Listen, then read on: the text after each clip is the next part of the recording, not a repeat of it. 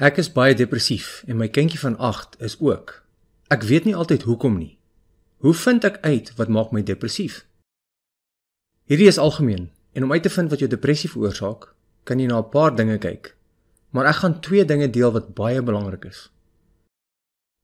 Eerstens, dit sal goed wees om jou eie waardesisteem duidelikheid te gee.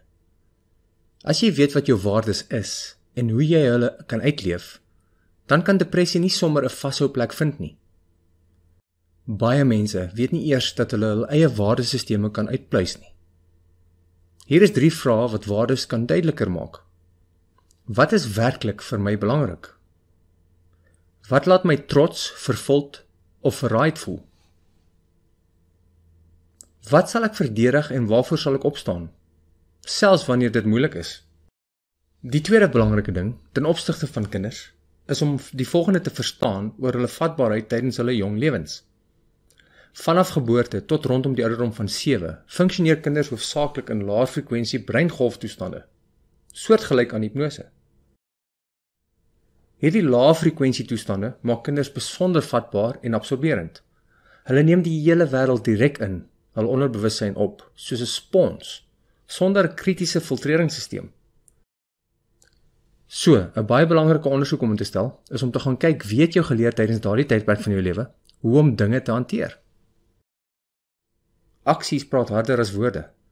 So hoe het mense wat jou groot gemaak het, hulle probleme hanteer? Wat het hulle aksies jou gewys en wat kon jy moontlik naboots?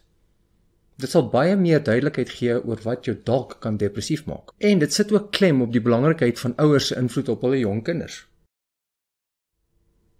En onthou asseblief, hierdie gebeure is nie daar om geoordeel te word nie, maar om as 'n terugvoermeganisme gebruik te word om jou nader aan vreugde en vrede te bring.